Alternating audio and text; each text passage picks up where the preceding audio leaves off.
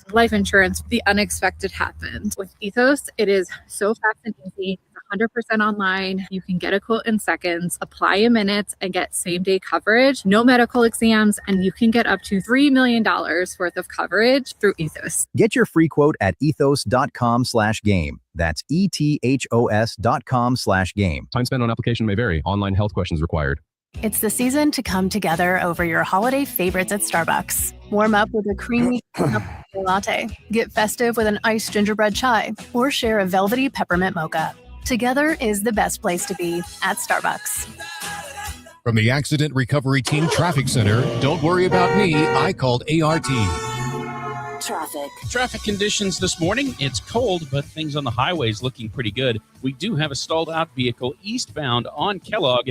It's between Hillside and Oliver. Watch for a slowdown. Traffic update from 98.7 and 1330 KNSS. In the Accident Recovery Team Traffic Center, I'm Jad Chambers. Weather. From Storm Team 12, it's a frigid start to the work week with wake up temperatures in the teens, but feeling more like near 0 degrees with those wind chills. But as we into the afternoon hours, still not going to be improving much. Sunny skies, a high of 33 degrees, but with those breezy winds, feeling more like the 20s. Heading into the overnight hours, winds will lighten up. We'll see clear skies, a low of 17 degrees, feeling more like those low teens for your Tuesday morning. But luckily, Tuesday afternoon, sunny and milder, a high of 50 degrees, and we'll likely see some more 50s heading into your Wednesday. That's your forecast from Storm Team 12. I'm meteorologist Halen Woolheit. Hey, Wichita, it's Jacob Albrecht. Stay right there for the latest breaking and sports talk. It's Sports Daily coming up next, exclusively on 97.5 and 1240 KFH. This is Brian Weber filling in for Jim Rome with the Rome Report. As 2025 winds down, we've reached the time of the year filled with lists as a part of the year in review. One way to sum up this year in sports would be simply to look at the bottom line. No, I'm not talking about the standings in any particular sport. I'm talking about sports as a business. And if you do some simple math, business has never been better. Live sports is the last thing propping up traditional television and is also one of the most coveted properties for streamers. Why? Because as much as things change in our tumultuous daily lives, our passion for sports only seems to grow. You don't have to be an accountant to realize the billions of dollars involved in the games we watch and listen to. But the simple reason for all of that comes down to something that money can't buy. Sports creates memories and is the ultimate form of unscripted drama. That's something we know won't change in the new year. I'm Brian Weber. You still thinking job change in the new year? Yeah, I need something that's in high demand and more stable in this economy. IT? Yeah, cybersecurity, maybe even AI. That's what I did. Really? How? Went to My Computer Career. You don't need any prior experience, and you could start your new career in a matter of months. A lot of IT pros go to school there, too, to level up. Sweet. Are classes online or on campus? Both. Wow, I'll check it out. Thanks. Make this your year. Take the free career evaluation now at mycomputercareer.edu, an Elite CompTIA certification partner. Financial aid is available to those who qualify, including VA benefits. On the battlefield, there's a saying America's military men and women live by. Never leave a fallen warrior behind, ever. Off the battlefield, Wounded Warrior Project operates with the same goal. Wounded Warrior Project was created to help our men and women returning home with the scars of war, whether those scars are physical or mental. Wounded Warrior Project. We never leave a fallen warrior behind, ever. Learn more about what we do at woundedwarriorproject.org.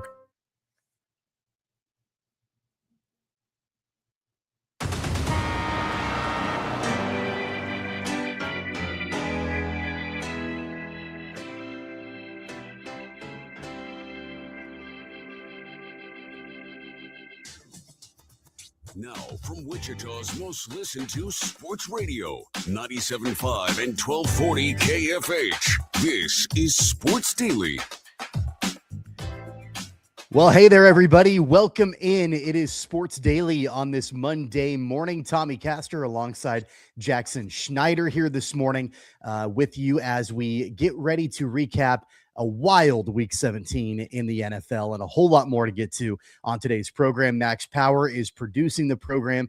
That KFH hotline is open at 869-1240. You can leave us your video comments if you're watching us on Facebook, on X, on YouTube. leave us your comments. We can get them right up on the screen and get to them as the show rolls on today. I couldn't stay away. It's been about 3 months since I left Sports Daily, but when they come calling, when Jacob and TJ say, hey, we need some help filling in, why not? Got to come back. Got to have a little bit of fun here on this Monday morning. And I'm excited to be across from Jackson Schneider for the very first time here on the program. Jackson, my friend, how are you? I'm doing good, except for I got to figure out how you get the good deal to be nice and warm and comfortable at home this morning. It was freezing on my way out here. It's crazy the U-turn we've taken in the last 24 hours or so after having such great weather on Christmas. We were outside taking walks and playing outside on Christmas Day. It was crazy, but now it feels more like Christmas to me outside, and I was freezing my butt off on the way in.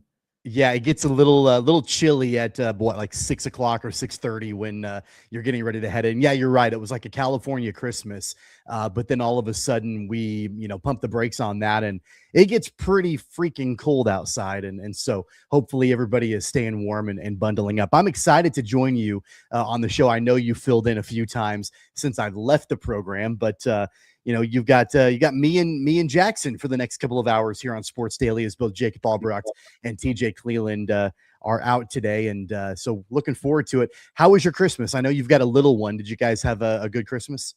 Yeah, it was good. It was kind of weird, our first Christmas as a family, and how different that is than the Christmas of my past have been.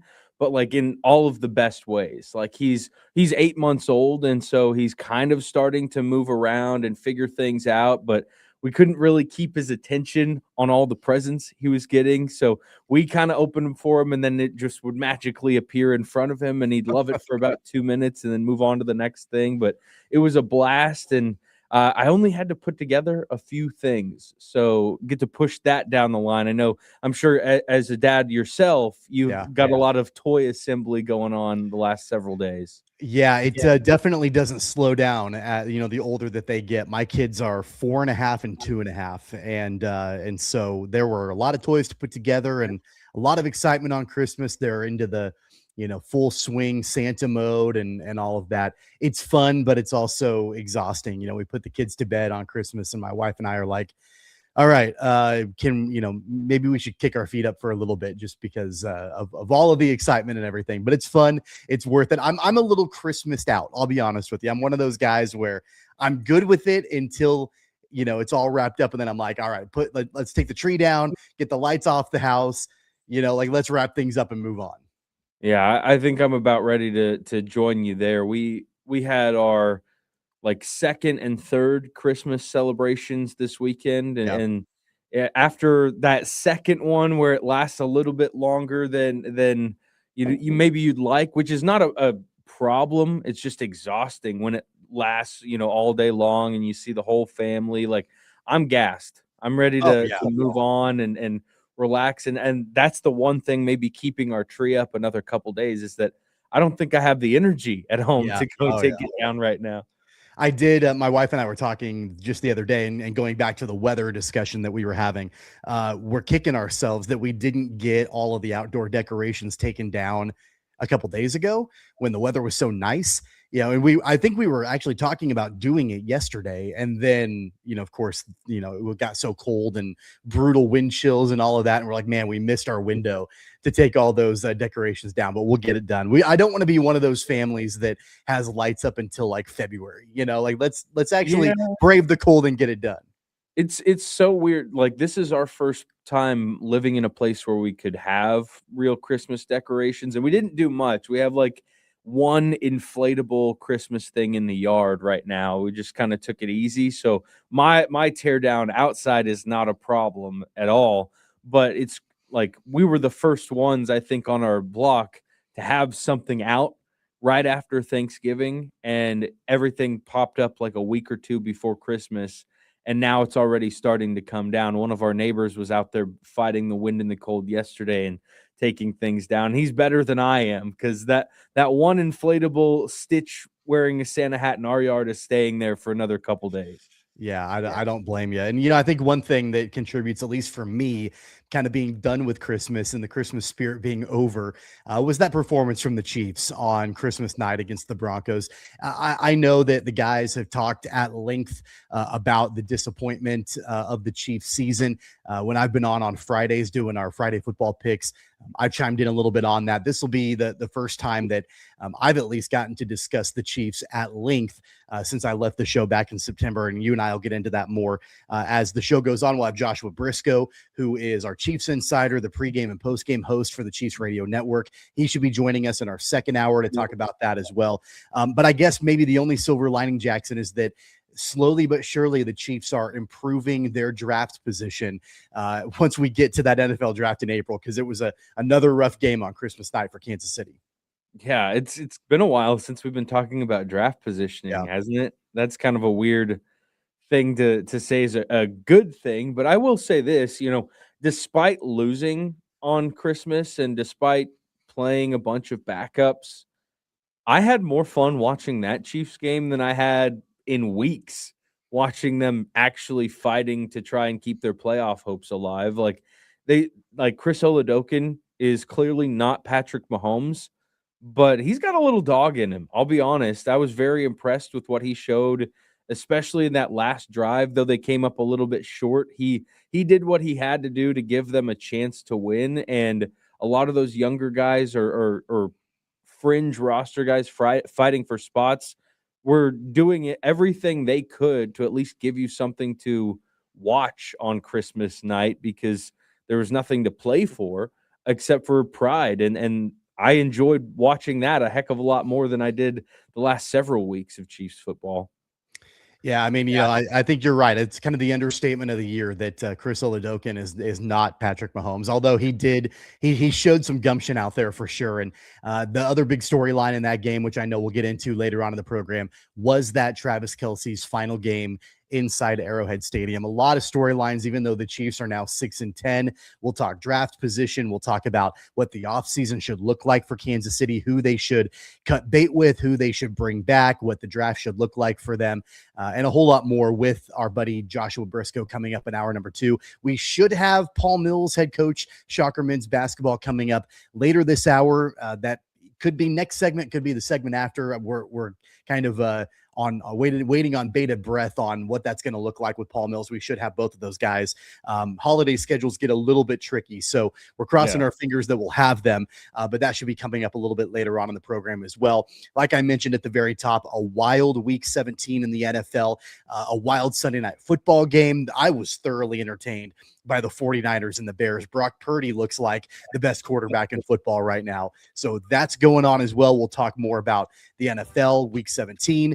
We're into the CFP week. Bowl season is in full swing, and a whole lot more that we're going to get to here on the program. We are just underway here on Sports Daily on this Monday morning. Max Power producing the program, Jackson Schneider. I'm Tommy Castor. Don't go anywhere. We'll be right back.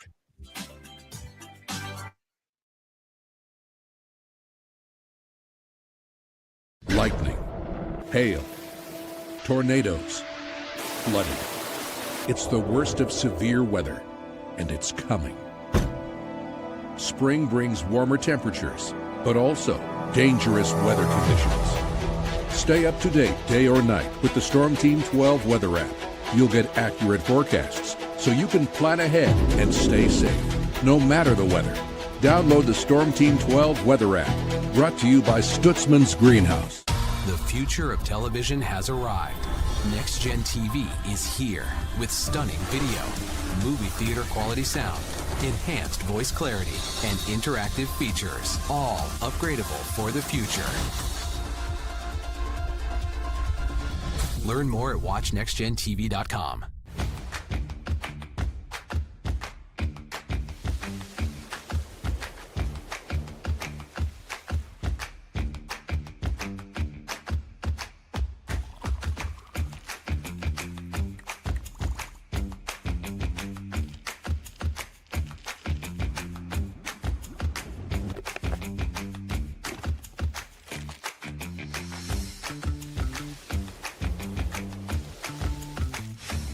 Canvas of our imagination. They tell a story, Clouds affect the events of your day.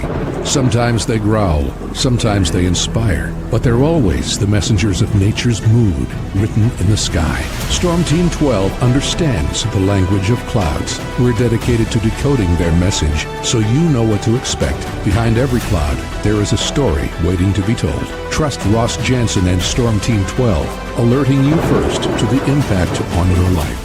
We are following a breaking update. Every day, all day, stream the stories that have you talking near and far. Whoever is behind the wheel of this bus is not stopping. From hundreds of local reporters and meteorologists spanning the country. Chaos here this morning at the UW campus. Search LNL for the all-new Local News Live streaming app.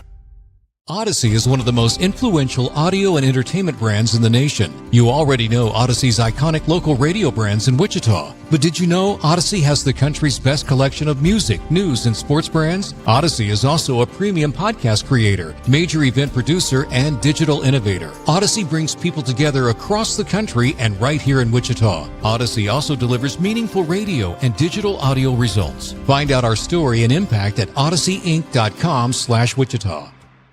Make yourself known now. 83-1001 in traffic pursuit. Oh my God, here. Investigate TV Plus begins with real people. We investigate stories that impact you and inspire change every day. Something is broken. Real problems. Why are they hiding it? And real solutions. My daughter was dying in front of me. What was your reaction when he said that? Investigate TV Plus, weekdays at 3:30 p.m. on KWCH. Sometimes people tell us, I don't get it, it's just tea. But let me tell you, we are so much more than just tea. With 20 plus flavors of sweet and unsweet iced tea, the possibilities are endless. Come on in and try them all for free to find your favorite or get us on the go for your busy lifestyle. And don't miss happy hour every day. So the next time someone tells you it's just tea, tell them to come by and find out why we say, drink tea, be happy. Jim Rome here, lighting up your afternoons on The Jim Rome Show. Catch me starting at 2 on Wichita's #1 sports radio, Kansas Fan Headquarters, 97.5 and 1240 KFH.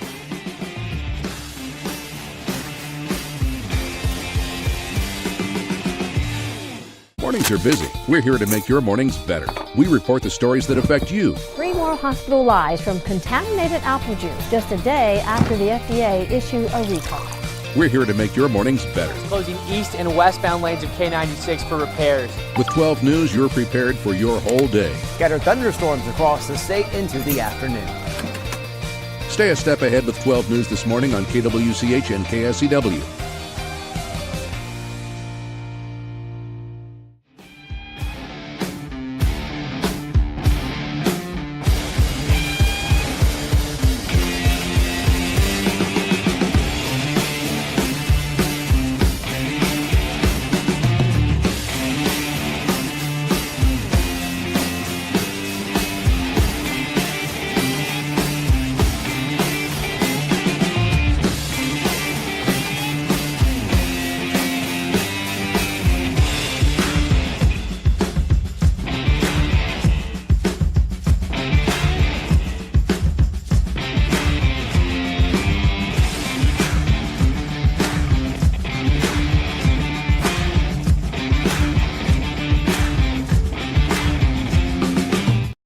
Is on KFH.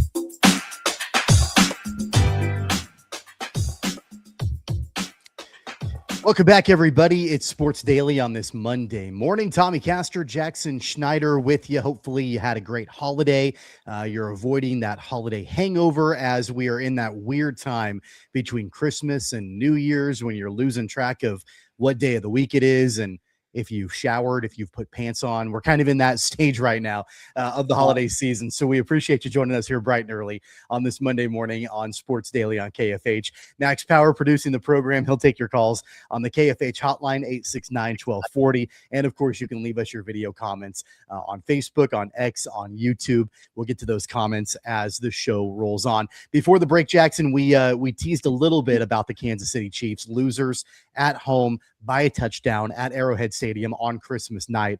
A few days have passed since that game, and we've had a lot of football around the NFL since then, so it's easy to kind of have that fall through the cracks a little bit. But I do want to go back to that game because, as we talked about, there were still some storylines with that game. You know, we're talking draft position for sure, as the Chiefs are now 6-10, and with the results of Week 17, it looks like they're more than likely going to get a top 10 draft pick somewhere around number 9, number 10, maybe number 11, just outside the top 10 as we get into Week 18. But that's a big storyline. Travis Kelce potentially playing his final game in Arrowhead Stadium as well. That's another storyline.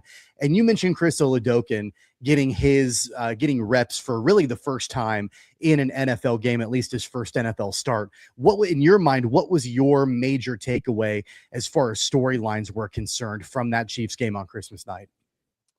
Well, watching the game on TV, the storyline you have to take away is that it might have been Travis Kelce's last home game. I mean, they must have mentioned it about 40 times. So they were really hammering that one home. But as it relates to on the field, I was left thinking to myself how much the Chiefs really need to improve their running game, because that was, to me, the biggest issue. When you're starting Chris Oladokun, you're very clearly not going to be able to sling the ball around the yard like you want to when you have Patrick Mahomes back there, and especially when you're missing guys like Rashee Rice, that are such a big part of your passing offense. You need to be able to run the ball. And looking at what the Chiefs did on the ground, I mean, they rushed for 82 yards, which isn't bad, but it's nowhere near what you'd like to have in a game like that. They just weren't able to sustain the run game long enough to put some real drives together. I mean, they were out, I guess, possessed by the Broncos in this game in a major way. I mean, the Chiefs had the ball for 20 minutes and 32 seconds and nearly double that for the Broncos, because they could run the ball, they could sustain drives. And to me, running the ball is like the great equalizer in today's NFL, because you can milk the clock and keep the ball out of your opponent's hands, even when you're not able to find success in the passing game.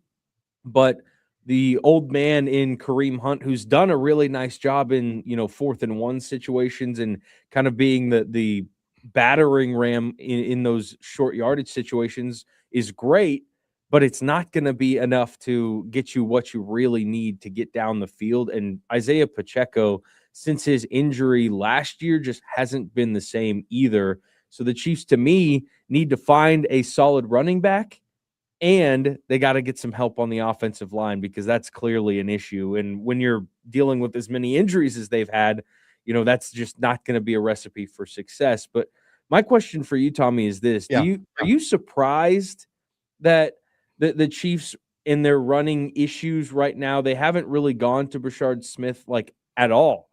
Because his only touches came in either special teams, or I think he caught a couple of passes, if memory serves me right, but he never got a traditional carry. And he's the youngest running back on the roster right now, and they just don't look his way in the traditional sense. It's been really surprising to me. I'm curious if you felt the same way. Yeah, that's been a major frustration among Chiefs fans during the last few weeks, primarily because you're already out of the playoffs. You're not making a run. So why not see what you've got in some of these younger guys? It's not just Brashard Smith, but Jalen Royals. They clearly don't feel like he can get the job done, which is frustrating considering where they drafted him.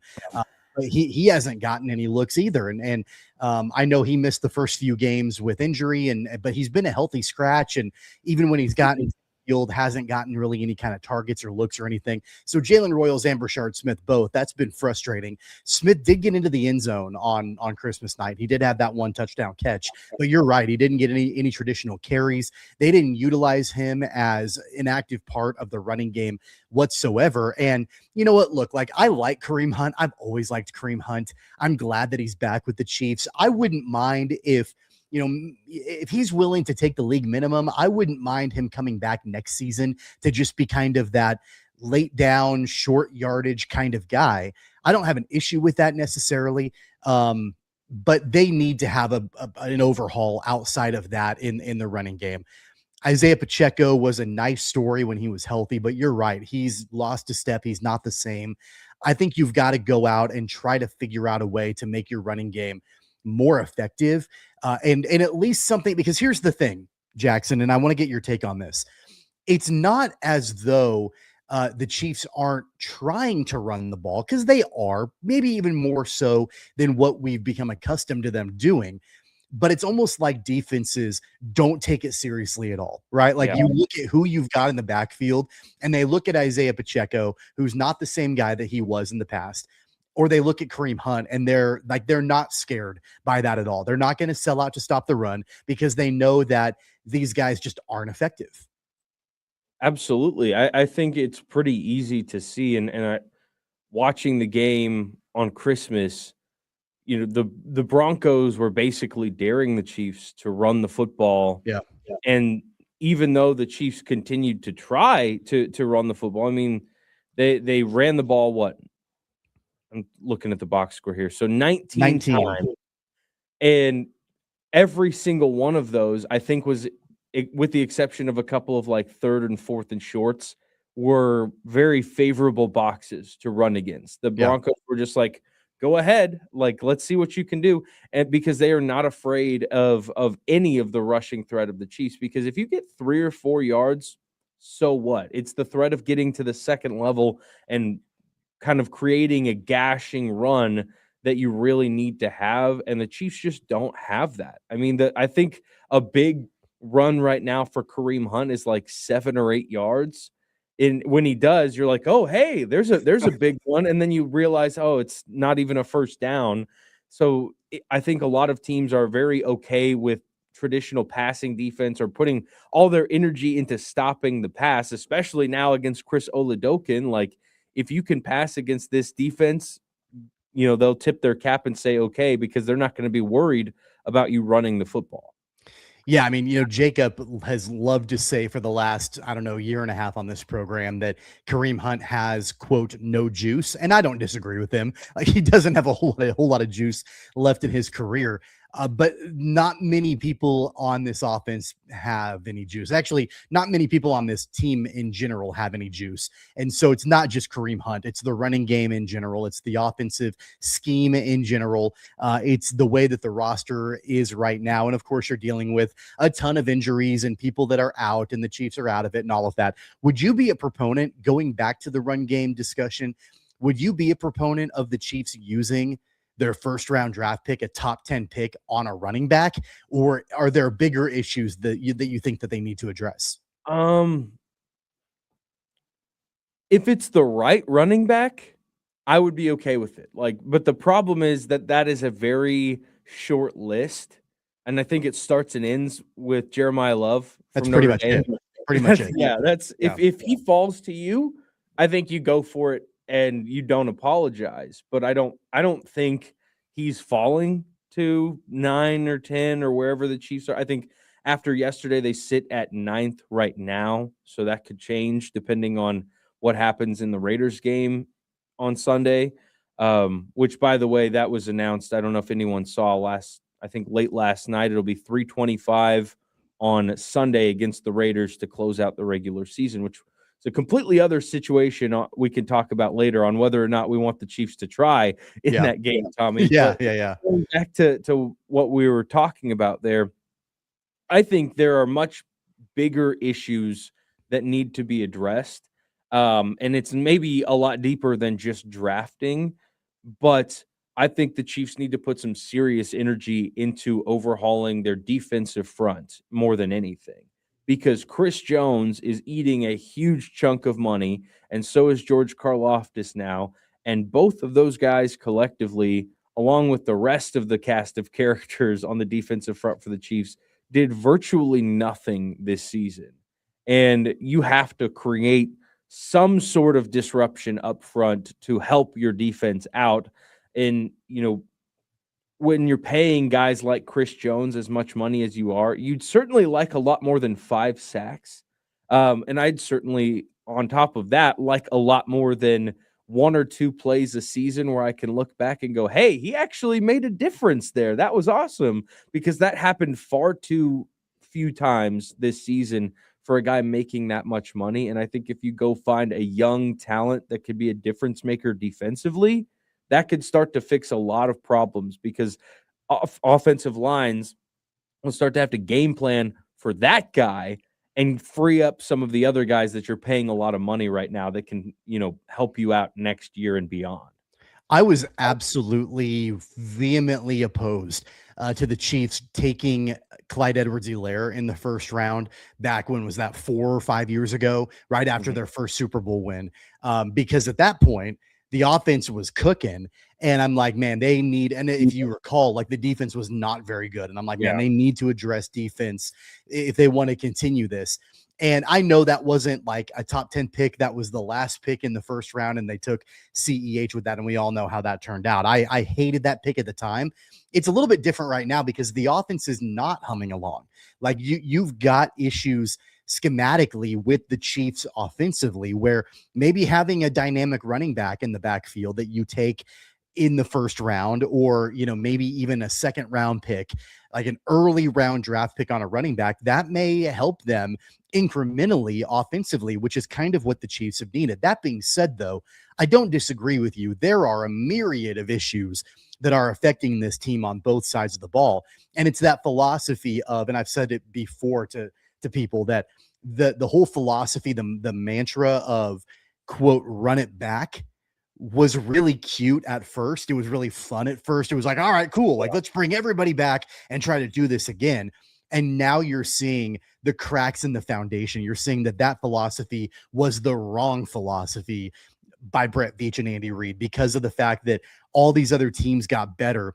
You stayed the same, or maybe even got worse in some positions, because you had players getting a year older. You mentioned Chris Jones, the George Karlaftis contract. Karlaftis is fine, but he's not amazing. He's never probably going to be amazing. He's okay.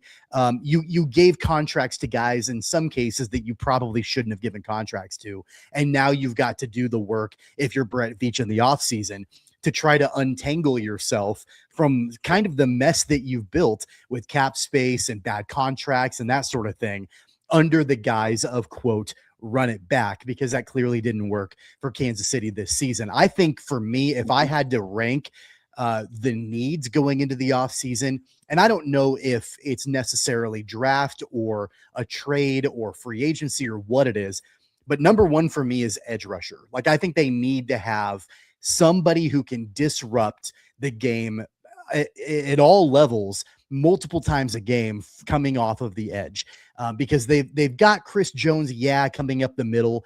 He's going to get another year older next season. We saw a drop in his productivity, and George Karlaftis just isn't going to be that guy. So if I'm Brett Veach, I'm prioritizing that. But you're right when you say, like, they've got a lot of different things they've got to address in the offseason. I don't think I'd be mad. There's nothing Brett Veach can do that will upset me, because he knows there's, you can put a piece of duct tape over any crack and it's not going to fix all the problems.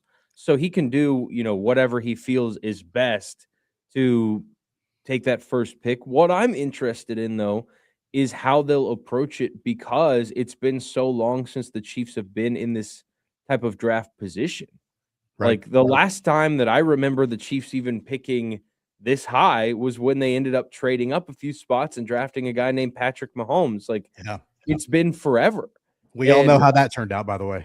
Yeah, which I will be the first to admit I was not a fan at that juncture, because, being a KU student at the time, and which is funny to say, like, I watched Patrick Mahomes play football and I was rooting for KU at the time, and I was not sold on him to be the guy. Meanwhile, KU football was maybe 2-10 that season. That's a whole other sidebar we could talk about, but it's worked out pretty darn well when you picked high. But the problem being, when you picked later, it hasn't been very good. They hosted the draft and picked Felix Anudike-Uzomah, and that didn't really work out at all. He barely saw the field in the last couple of seasons, and likely won't be back next year, which stinks, because he's a local kid, was from Kansas City. But I'm very curious to see where their head is at selection-wise, because, again, they haven't picked so high in a long, long time. And frankly, their last several picks late in the first round haven't been that great either. So, I mean, the possibilities here are endless, and it makes me like cautiously optimistic, but also very concerned. Yeah, there have been, with every really great pick, like a Patrick Mahomes pick, there have been some swings and misses. I know like they've hit on the offensive line. You draft Creed Humphrey and, there are some other guys that they've hit on for sure, but there have been some swings and misses. I saw this yesterday, which just kind of like made my heart hurt that I don't know if you saw Trey McBride for the Cardinals set a record yesterday for the most catches by a tight end in a season. The pick right before Trey McBride was the Chiefs drafting Sky Moore. And the very next pick, the Cardinals took Trey McBride. And so I see that and I'm like, oh my God, can you imagine Travis Kelce and Trey McBride in the same offense? And then the passing of the baton when Travis Kelce decides to ride off into the sunset. And then you've got Trey McBride as your tight end. Like that was a guy the Chiefs could have had a few years ago when that draft took place. So with every great Patrick Mahomes pick, there's been a Sky Moore or a Clyde Edwards-Helaire or a Felix Udike-Uzomah. Like there've been some whiffs in the draft for sure for Brett Veach. So you definitely need to make sure that, especially if you're picking in a top 10 position, this offseason, that you're doing your due diligence. And I know that they will, but figuring out, okay, what can we attack here? Where can we get incrementally better? Because there are holes up and down our roster now that we've got to try to figure out a way to make it work. I think the other big takeaway for me, and we're not going to have time to talk about it in this segment. Maybe we can follow it up next segment if we don't have Paul Mills or later on in the show.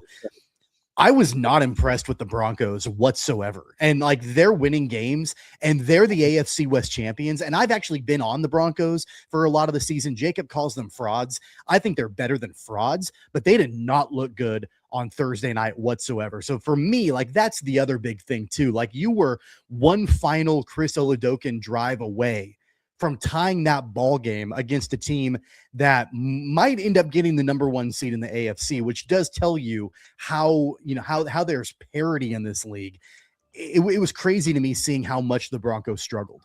Oh, me too. I don't want to use the F word there, like you hinted at, but they're towing the line. They really have been. And the only thing I can sit back and think about is this how people felt watching the Chiefs last year, like winning all these one-score games against underwhelming opponents? Like it's very similar, but I think they have the pieces that they could make a run and challenge for a Super Bowl if they start showing what they're capable of. But games like that don't inspire confidence, and I'm certainly not a Broncos fan. I'm not rooting for them. Yeah.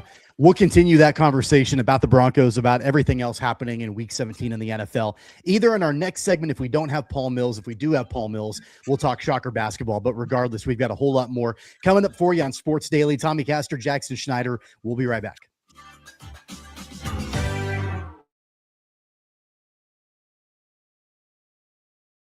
Lightning, hail, tornadoes, flooding.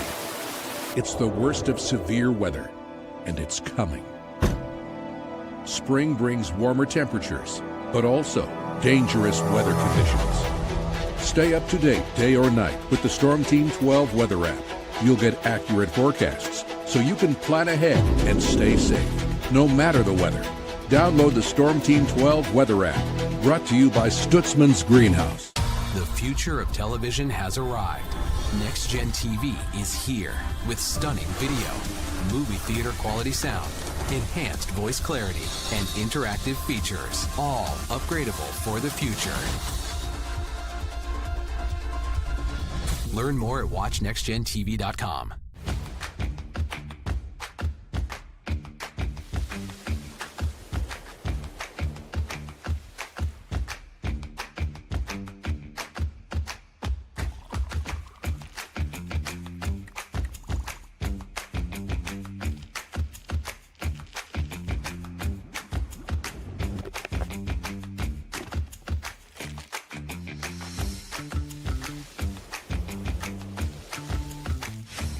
Canvas of our imagination. They tell a story, Clouds affect the events of your day.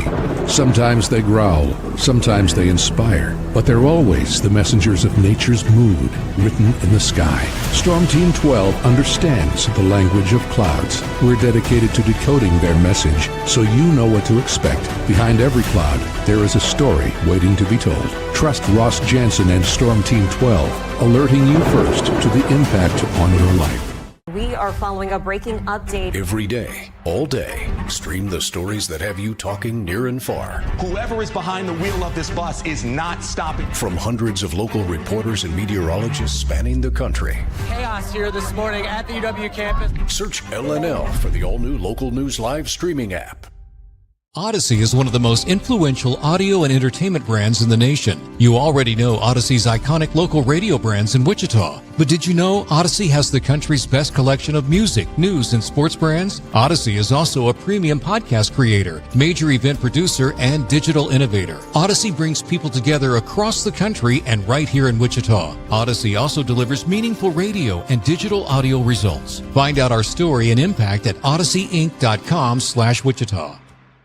Make yourself known now. 31001 in traffic pursuit. Oh my God, here. Investigate TV Plus begins with real people. We investigate stories that impact you. And inspire change every day. Something is broken. Real problems. Why are they hiding it? And real solutions. My daughter was dying in front of me. What was your reaction when he said that? Investigate TV Plus, weekdays at 3:30 p.m. on KWCH. Sometimes people tell us, I don't get it, it's just tea. But let me tell you, we are so much more than just tea. With 20 plus flavors of sweet and unsweet iced tea, the possibilities are endless. Come on in and try them all for free to find your favorite or get us on the go for your busy lifestyle. And don't miss happy hour every day. So the next time someone tells you it's just tea, tell them to come by and find out why we say, drink tea, be happy. Jim Rome here, lighting up your afternoons on The Jim Rome Show. Catch me starting at 2 on Wichita's #1 sports radio, Kansas Fan Headquarters, 97.5 and 1240 KFH.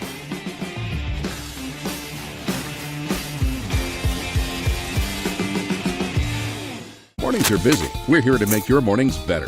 We report the stories that affect you. 3 more hospitalized from contaminated apple juice just a day after the FDA issued a recall. We're here to make your mornings better. Closing east and westbound lanes of K96 for repairs. With 12 News, you're prepared for your whole day. Scattered thunderstorms across the state into the afternoon. Stay a step ahead with 12 News this morning on KWCH and KSCW.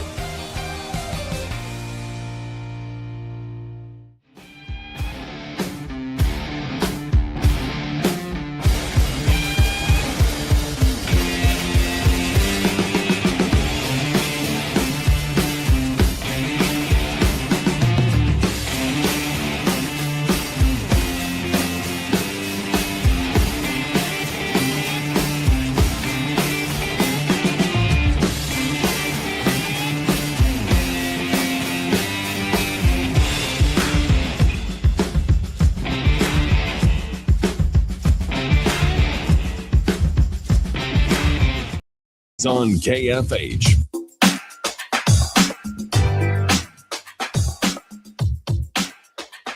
Welcome back, everybody. It's Sports Daily on KFH. Tommy Castor, Jackson Schneider on this Monday morning, in for Jacob Albrecht and TJ Cleland. Max Power producing the program. He's also got the KFH hotline open for you at 869-1240. You can also leave us your video comments on Facebook, on X, on YouTube. We will get to them as the show goes on. Right now, joined by Paul Mills, head coach of Shocker men's basketball. Coach Mills, thanks so much for joining us today. How was your Christmas? Great. Good to be with you, Jackson and Tommy. Good to see you today. I know that we are just knocking on the doorstep, Coach, of American Conference play. We've wrapped up the non-con, getting ready for a road trip to UAB later this week. Now that we're through non-conference play and we're getting ready to hop into American play in just a couple of days, what's the state of your program? How do you feel like wrapping up non-conference play as we're getting ready to take on UAB later this week?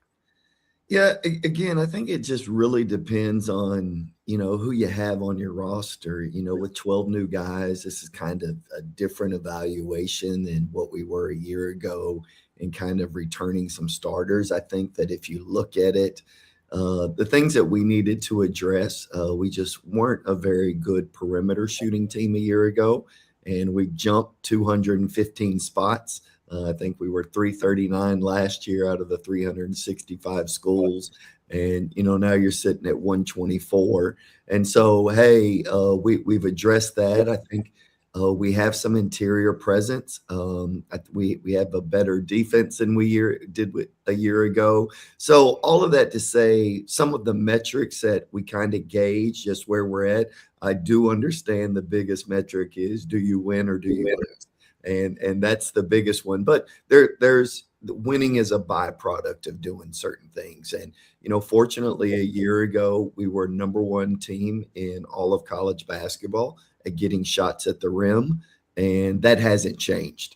And as you know, teams, the best shot in basketball is a layup or a dunk. The second best shot's a free throw.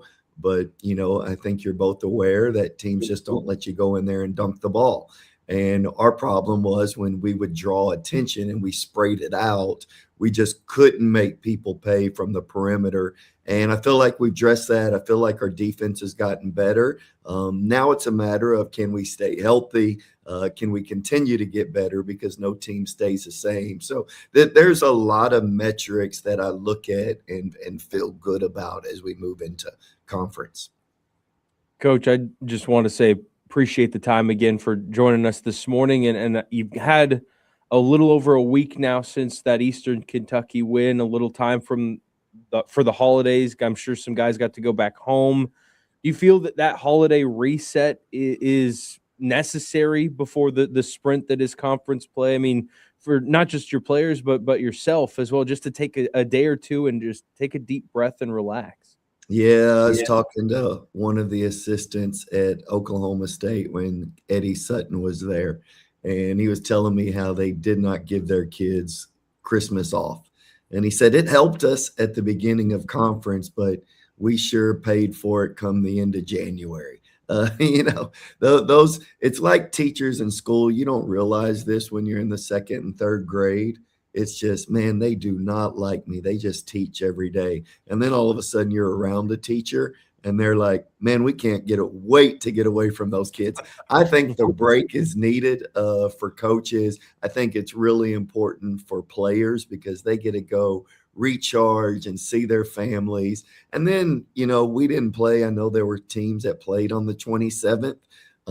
I've played on Christmas Day. There's a tournament down in Hawaii called the Diamond Head Classic that used to be on Christmas Day, and it was an awful experience. We lost, so that probably didn't make it much better. But I will tell you, it's really important for players to go see their families, to see their loved ones, to get full days to be with that family. We try to play our game before Christmas as early as possible. I know we played it on the 21st, but the 23rd, 24th, 25th, we definitely try to give those guys their full attention at home. And I do think it's important. And I do think that come later in the year that there's a lot of value that gets added there because I do think people are re-energized. Maybe the one guy on your team, Coach, that, probably would have loved to play again after that Eastern Kentucky game was Karan Boyd. And just what he was able to do offensively, especially early in that game. We all know about his defensive prowess, what he does in locking players down defensively and all of that. But what he did offensively in that game against Eastern Kentucky, making those shots from three early on, 22 points, a career best for him. What does that tell you as far as his overall evolution as a player on your team? Yeah, I mean, he's primarily been a four-man and played the power forward position. He's a Division II player that went to East Tennessee State and could really rebound the ball. And we needed to move him to the perimeter. We actually explored quite a bit this summer his decision-making ability. And so we were really trying to develop perimeter skills. I give a ton of credit to my staff, they were in the gym with Quran 7 a.m.s in June and July. And conference championships are won on random days in the summer. And you got to be willing to put in that time. To Quran's credit, he is. We had 2-a-days yesterday, and first practice was at 9 a.m. and at 7:30 I walked into Coke Arena a little before 7, and at 7:30 I hear a ball bouncing, and it's Quran. And what you appreciate about guys like that is they play with confidence, but their confidence isn't this phony confidence. It's from all the work that I've been willing to put in during those days. So you really appreciate a guy that's willing to step up and shoot the ball with that level of confidence. I think he's made more threes now than he has all of last year, and we're getting close to what he's done his entire career on the Division I level. So the fact that he's put in the time, that he's doing it with confidence. I told him when we were watching film as a team 2 days ago, just said, Quran, the expectation is that you be the best defensive player in the league. We already knew he was going to bring that, but his offensive ability is really a tribute to him, and it's a testament to our staff and the time that's been put in order to develop him. Coach, not only are you coming off of a win over Eastern Kentucky and the offense kind of ticking in the right direction to head into the holiday break, but rebounding-wise, you put in your best outing since like February of last season. 49 rebounds. Will Berg had 12 again, did a really nice job on the glass. I'm just curious kind of how you've seen your team develop as a rebounding group, because that can take you just as far as, getting to the rim, like you talked about earlier, is if you can end possessions by getting the rebound. Yeah. I mean, to be honest with you, I can't think of anything that's actually more important than rebounding. At the end of the day, the ball is the most important thing on the court, and you need to be able to extend possessions. I think everybody understands that every rebound is an offensive rebound. If you get an offensive rebound while you're on offense, you're being able to extend possessions. And then at the same time, if you're getting a defensive rebound, you're able to generate and begin your offense. We are pretty good in transition offense. But the only way that happens is if we rebound the basketball. Our pace isn't great in regards to, we're not going to fly up and down the court and have 80 possessions in a game, but our points per possession in transition, because we can stretch you, we can get shots at the rim. We have quick guards in Kenyon Giles and Dre Kendall, and they can find other people as well as create shots for themselves. All of that is a non-factor if we don't rebound the ball. So we're 14th in the country at offensive rebounding. That way we can extend possessions. Karan Boyd is obviously a huge part of that, as well as the interior guys that we mentioned. And at the same time, we're not where we want to be. We're in the 80s being able to defensive rebound. But I do think that it's the name of the game. We talk about three things around here. We are going to rebound the ball, we're going to take care of the ball, and we're going to share it. And now share doesn't always lead to assist. Sometimes share is just making a pass in order to take advantage of whatever we believe is occurring on the floor in a cross match. But all of that to say, we've done a really good job of rebounding the ball and taking care of the ball. Paul Mills, Shocker men's basketball, joining us here on Sports Daily. Last one from us, and I'm sure you're sick of talking about it, but we'd be remiss to not mention that we're glad that you're feeling great, feeling better. Hopefully that has continued. How are you feeling now as we're getting into conference play? Yeah, and honest to goodness, I feel great. You have a situation that it's one of those deals where I've mentioned this before. It's one of those deals where, you don't have much water pressure. And then all of a sudden somebody comes in and remodels, and they not only do they add shower heads, but they amp up the water pressure. And you just walk out of the shower cleaner. You're like, man, that little drizzly shower I used to have, I thought I was operating pretty well with it. And come to find out, I was a little behind the curve. The blood flow to the heart. I did not know that cholesterol is 80% hereditary. I was that person that when I would go get physicals, I'm like, I can work that off. All those questions asked when you go to the doctor, are you allergic to anything? Do you take medication? Do you drink? Do you smoke? I'm like, no. Do you exercise? Yes. And all that. So you think you're immune to all that stuff. And the truth is you're not. And I think that it's made me way more purpose driven in just the value of your days, being diligent in all aspects of life. But I honestly feel great, and blood is flowing, and the blood actually flows a whole lot more as you get closer to conference. So we're anxious for Wednesday. Yeah, glad you're feeling good. And yeah, you mentioned Wednesday, New Year's Eve basketball, Wednesday afternoon on the road at UAB to kick off American play. We'll have the coverage of all of it over on 103.7 KEYN. Coach, we appreciate your time. We're glad that you had a great holiday, and we're looking forward to conference play kicking off on Wednesday. Tommy, Jackson, Happy New Year. You too. There goes Coach Mills here on Sports Daily. And, look, Jackson, I think we've got a couple minutes here before we take our break. I think just the fact that now we're getting into conference play, we get through the non-con, get through some of those teams that, we don't particularly care all that much about that the Shockers are playing. Now these games, conference play, they're trying to win an American championship. They're trying to get that automatic bid into the NCAA tournament. Of course, every single game matters, and it kicks off on Wednesday. You telling me you don't care about Mount Marty? Come on. I was at that game. I actually went to that game. That was I haven't been able to make it out to many games at Koch Arena this season. Little kids, it makes it hard, but the Mount Marty game, I was at that one. And no, I can't say I care about Mount Marty at all.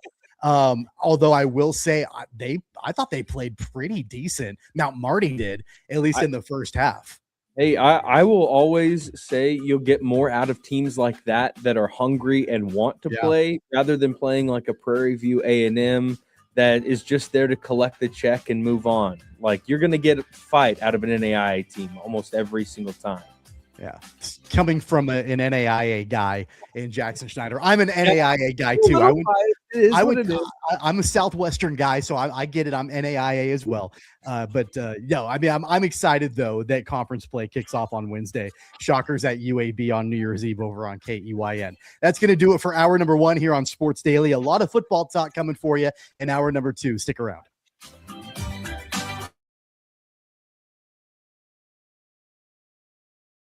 Lightning, hail, tornadoes, flooding. It's the worst of severe weather, and it's coming.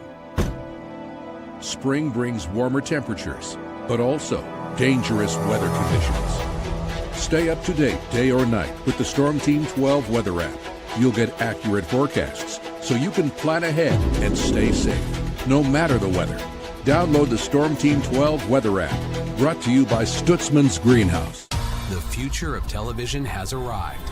Next Gen TV is here with stunning video, movie theater quality sound, enhanced voice clarity, and interactive features, all upgradable for the future. Learn more at watchnextgentv.com.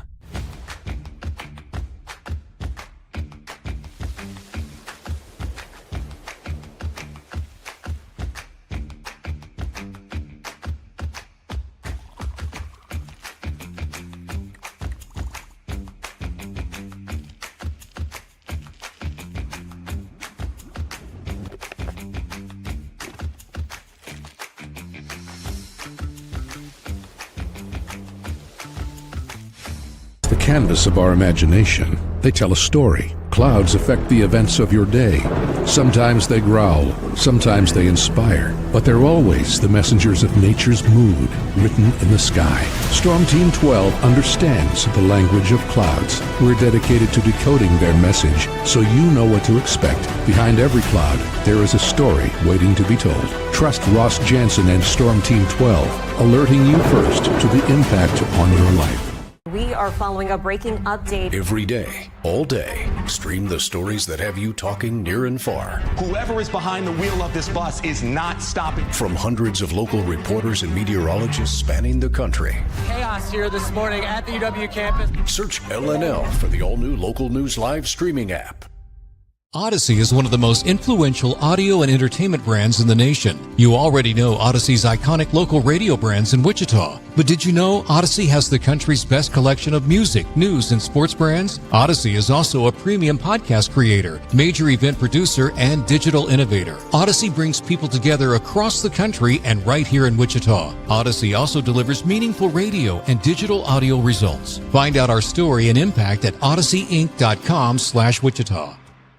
Make yourself known now. 83101 in traffic pursuit. Oh my God, here. Investigate TV Plus begins with real people. We investigate stories that impact you. And inspire change every day. Something is broken. Real problems Why are they hiding it? and real solutions. My daughter was dying in front of me. What was your reaction when he said that? Investigate TV Plus, weekdays at 3:30 p.m. on KWCH. Sometimes people tell us, I don't get it, it's just tea. But let me tell you, we are so much more than just tea. With 20 plus flavors of sweet and unsweet iced tea, the possibilities are endless. Come on in and try them all for free to find your favorite or get us on the go for your busy lifestyle. And don't miss happy hour every day. So the next time someone tells you it's just tea, tell them to come by and find out why we say, drink tea, be happy. Jim Rome here, lighting up your afternoons on The Jim Rome Show. Catch me starting at 2 on Wichita's #1 sports radio, Kansas Fan Headquarters, 97.5 and 1240 KFH.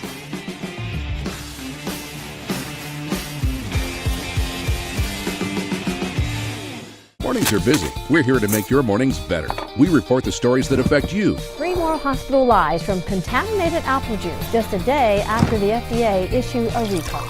We're here to make your mornings better. Closing east and westbound lanes of K96 for repairs. With 12 News, you're prepared for your whole day. Scattered thunderstorms across the state into the afternoon. Stay a step ahead with 12 News this morning on KWCH and KSCW.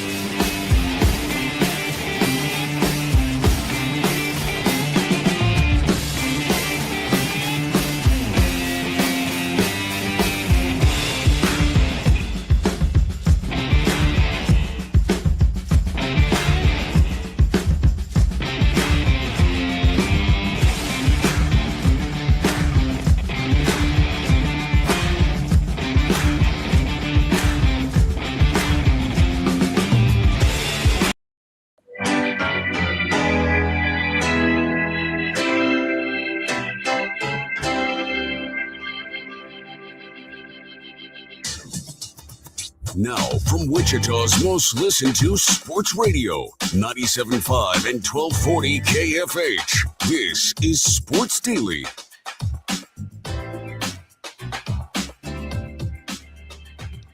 All right, welcome back, everybody. It's hour number 2 here on Sports Daily on this Monday morning. Tommy Castor, Jackson Schneider in for Jacob Albrocht, TJ Cleland. On this week in between Christmas and New Year's, Max Power is producing the program. I want to take a moment to let you know that this portion of the show brought to you by our friends over at Crestview Country Club. I know the weather's gotten pretty cold. Jackson, I don't know. Are you a golfer? Do you play golf? I am. I got really into it right before we had our son, and the last 8 months or so, I think I've played 3 times, which is not nearly enough. But I'm telling you, if there was anything on Christmas that I was thinking about doing outside, I was thinking to myself, man, I would love to play some golf today. It was gorgeous. And I couldn't make it happen, but I would have loved to get out to Crestview on Christmas. That would have been a great time to be out on the course. Yeah, I got out there on Christmas Eve, actually, which wasn't quite as nice as Christmas Day. It was warm, but it was a little breezy. Christmas Day and the day after were just beautiful, but I'm not going to complain about getting out and playing golf in late December for sure. So we appreciate Crestview Country Club and their support of the program. Give them a call out there, and now's a great time to join right around the holidays and the off season and all of that. I'm pretty sure you can get a good deal if you give them a call and get out there there to Crestview Country Club. Of course, we always appreciate them supporting Sports Daily. I've been curious about this for a minute, Jackson, and I feel like now is a good time to bring this up and ask you about this because again, this is the first time you and I have hosted this show together. You and I, we've spoken a few times. We don't know each other super well. Mainly, I know you from social media. You're that could be a terrible way to know me. I know, right? Okay, so clarify this for me. You went to KU, but you're a K-State fan. Am I getting that right? I love explaining this, especially on the radio, so people can hate me that much more. But I was born in Manhattan. Okay, a son of 2 K-State grads, and I grew up a huge K-State fan. But when I was in kindergarten, we moved from Manhattan to Lawrence, and I grew up in Lawrence and went to Free State High School, go Firebirds. Okay. And then when the time came for me to go to college, I went to Salina and played college tennis at Kansas Wesleyan. So I was pursuing my student athlete dreams. But when the time came for me to leave Kansas Wesleyan, I went to KU. I went home to my friends were there. You know, it was just what was easy and what made sense for someone that wanted to get into journalism and broadcasting as well. You know, the William Allen White School at KU is a fantastic experience. I wouldn't trade it for anything. But that little part of me deep inside that was raised a K-State fan through and through will never go away. But I feel like it gives me this unique perspective of I can root for both teams when they're not playing each other and have great like lenses to be both a fan and also a sports media personality that can critically speak about both teams. Like gives me the perfect view, I think, on both teams, but it makes living in Kansas and being a KU grad very difficult when I start rooting for K-State and wearing purple and all that. But do you root for both teams, or is it primarily K-State, even though you went to KU? So I would say I'm primarily a K-State fan. Okay. But I do root for KU. Like I went on Monday last week to the KU Davidson game. I wanted to make sure and get back to Allen Fieldhouse and catch a game with some of my friends and, you know, enjoy that part. But like, it's been more K-State over the last several years. My fiance is a K-State alum herself, so it gets a little easier there.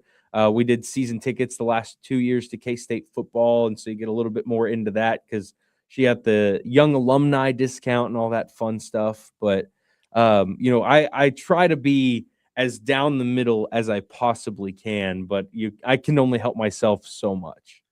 That's interesting. I'd always wondered how that kind of panned out for you. And you know, there are some storylines for both KU and K-State basketball as we get into Big 12 play for both of these teams. It was just yesterday, K-State played UL Monroe and didn't look very good until late in the game. I mean, they only won by 9 points against a 3-10 UL Monroe team.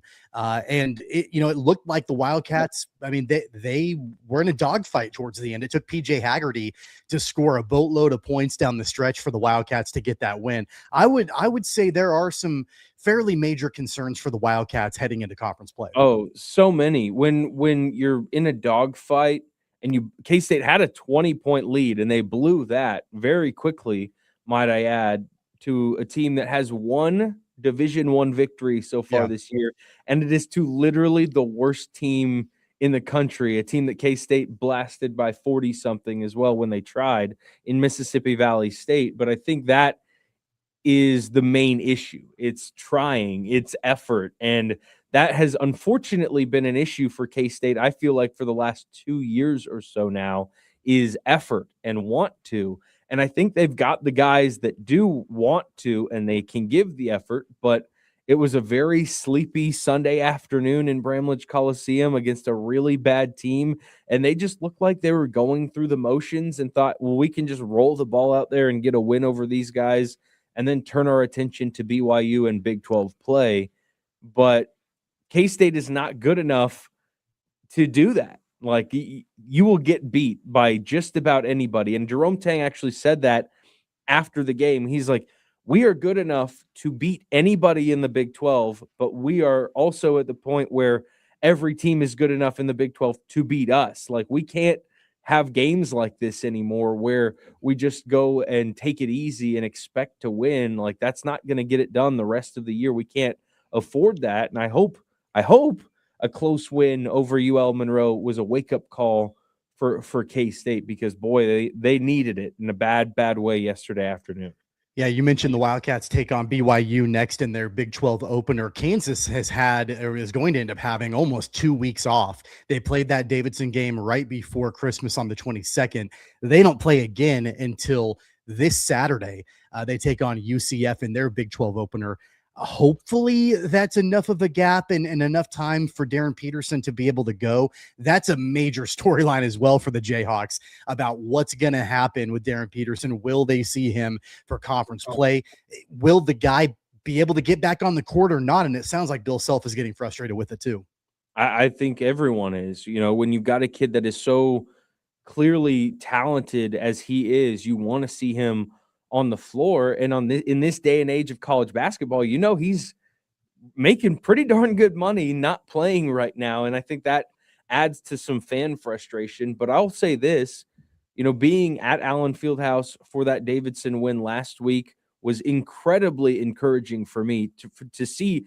I understand Davidson is not a great team. Yeah, they're not the Steph Curry Davidson of years past. No, not at all. But to score the way Kansas did and to get everybody involved the way that they did. I mean, I think there were 6 double-figure scorers, and just about everybody did a little bit of everything. Like, when you're talking about missing such an important piece in Darren Peterson, but you can still put together performances like that over the last couple of weeks, Kansas fans should be incredibly encouraged about where they're at, because it starts to make your mouth water about this 2-week break. And if you can get Darren Peterson back for Big 12 play, what this team can really turn into. Now that said, I mean, they're probably a Final Four team. I think they absolutely with Darren Peterson. If it goes as planned, my concern then becomes this group starts working as well as it is together without Darren Peterson, and you throw him back in there. Does that change the dynamic of this group? And that's where maybe Bill Self is getting frustrated, because he wants to figure out what this thing looks like when the whole team is together. Like, you've got to find a way to get at least a picture of what this can really be down the stretch. And you can't get that unless Darren Peterson laces him up. Yeah, it's going to be challenging for sure. And I don't know what the day-to-day looks like with Darren Peterson's team, his camp, his family, whatever you want to call it, and the relationship with Bill Self and KU. But I know fans are getting anxious, I think would be the word, to get Darren Peterson back out there at full strength. And hopefully this nearly 2-week break will help make that happen. Both KU and K-State have their Big 12 openers later this week. And I'm sure as the week goes on, the guys will have more on those games. We also talked to Paul Mills in our last segment about the Shockers. They kick off American play on Wednesday on the road at UAB. And really the path for Wichita State is going to be an American Conference championship. They're not an at-large team. There aren't enough quality wins in the non-con or quality opponents in the non-con for them to, probably look at any kind of at-large bid. They're going to need to win the conference. They're going to need to make a run that way if they want to get into the NCAA tournament. But they've got the guys that, at least offensively and with what Coach Mills is preaching defensively, to try to get that done. I'm encouraged, at least from what we've seen as of late by Wichita State, that they could surprise some teams in this conference. I think they very much could. And I don't know that it would even really be that much of a surprise with the pieces that they have. It's just kind of that Kansas situation of, can they put it together and get it at the right time? Because, I mean, they've got the rebounding. We talked about that. They're starting to see the offense really kick up. I mean, it's there for the taking if they go get it. I'm excited to see what Wichita State can put together. And UAB is a pretty solid team to start it off against. We'll have that UAB game over on 103.7 KEYN on Wednesday afternoon. That's New Year's Eve. Looking forward to that. We'll get back into Chiefs talk. Joshua Briscoe from the Chiefs Radio Network joins us after this timeout. Tommy Castor, Jackson Schneider. It's Sports Daily. We're coming right back.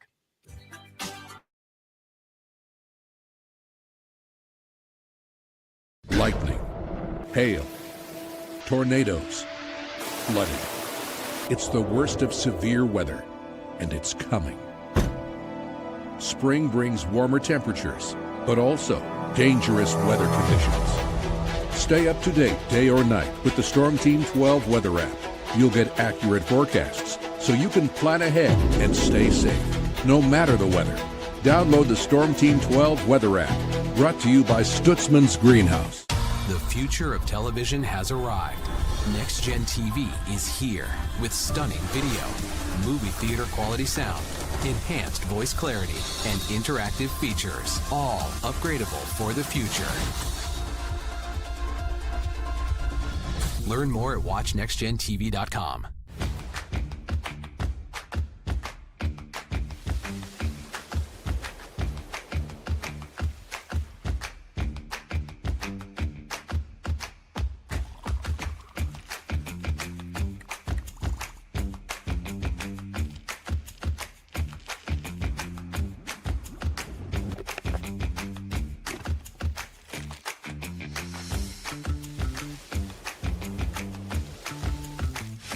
The canvas of our imagination. They tell a story. Clouds affect the events of your day.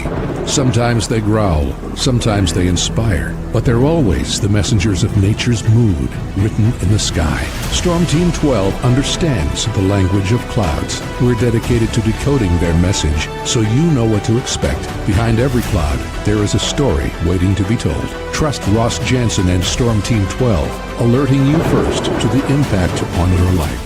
We are following a breaking update. Every day, all day, stream the stories that have you talking near and far. Whoever is behind the wheel of this bus is not stopping. From hundreds of local reporters and meteorologists spanning the country. Chaos here this morning at the UW campus. Search LNL for the all-new Local News Live streaming app. Odyssey is one of the most influential audio and entertainment brands in the nation. You already know Odyssey's iconic local radio brands in Wichita. But did you know Odyssey has the country's best collection of music, news, and sports brands? Odyssey is also a premium podcast creator, major event producer, and digital innovator. Odyssey brings people together across the country and right here in Wichita. Odyssey also delivers meaningful radio and digital audio results. Find out our story and impact at odysseyinc.com/Wichita.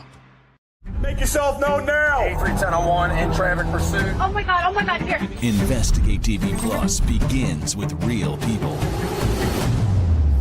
We investigate stories that impact you. And inspire change every day. Something is broken. Real problems. Why are they hiding it? And real solutions. My daughter was dying in front of me. What was your reaction when he said that? Investigate TV Plus, weekdays at 3:30 p.m. on KWCH. Sometimes people tell us, I don't get it, it's just tea. But let me tell you, we are so much more than just tea. With 20 plus flavors of sweet and unsweet iced tea, the possibilities are endless. Come on in and try them all for free to find your favorite or get us on the go for your busy lifestyle. And don't miss happy hour every day. So the next time someone tells you it's just tea, tell them to come by and find out why we say, drink tea, be happy. Jim Rome here, lighting up your afternoons on The Jim Rome Show. Catch me starting at 2 on Wichita's #1 sports radio, Kansas Fan Headquarters, 97.5 and 1240 KFH.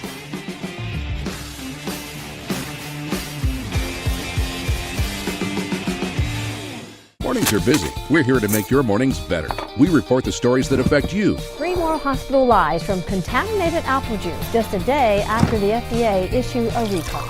We're here to make your mornings better. Closing east and westbound lanes of K96 for repairs. With 12 News, you're prepared for your whole day. Scattered thunderstorms across the state into the afternoon. Stay a step ahead with 12 News this morning on KWCH and KSCW.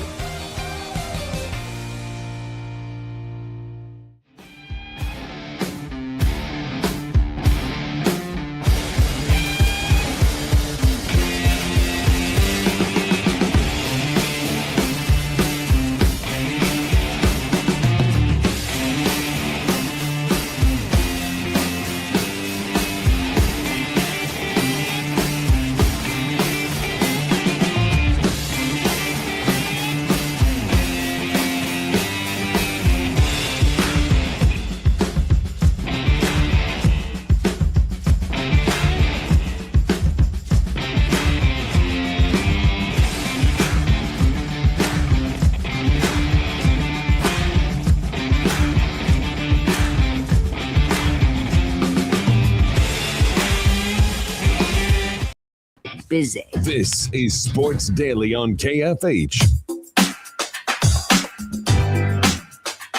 And now, digging deeper with the teams you follow, it's another Sports Daily Insider interview on KFH.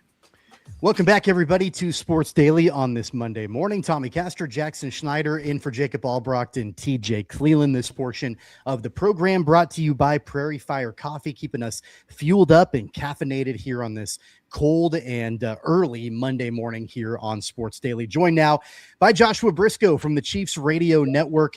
Joshua, I was talking about it with a friend of mine after the Chiefs game on Christmas night, that out of all of the Chiefs games in history, that game on Christmas night was certainly one of them. It wasn't anything that was incredible. It was, we're talking Chris Oladokun getting the start for Kansas City at quarterback. They lose that game by a touchdown to the Broncos. I guess the silver lining in all of it is it strengthens your draft position for the upcoming NFL draft. What were your big takeaways from Thursday night? We are very aligned because as I was logging in here to chat with you guys, I thought I ought to go ahead and open my notes again because it feels like that game happened 6 months ago. Like, obviously, everyone's perception of time during the holiday season is like that one planet in Interstellar where you just like you fall asleep for 30 minutes and you wake up and it's 2026. Like, what's going on here? That's kind of what it felt like in that game on Christmas and kind of throughout these last several games now. I used there's good news and bad news to this, but I used the word forgettable to describe that game on Christmas because you're right. It's not just that everyone was in some sort of either, family or sugar-based state of mind that impacted how you were feeling about it. No, you really did watch Chris Oladokun go out there, play pretty good football in an offense that did not find any consistent success. You got a little bit of good news on Noah Williams, more reps for him. A really good day from Christian Fulton. That wasn't on my Christmas list anymore, but I'll take it.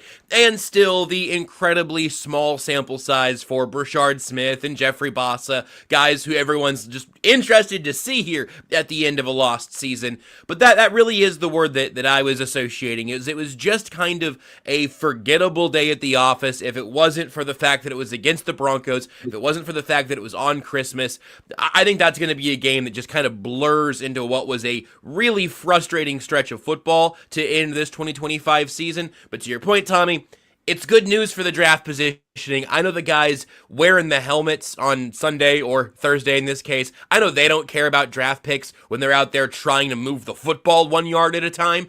But ultimately, that is a silver lining for Chiefs fans who are going to be in draft mode sooner rather than later if they're not already.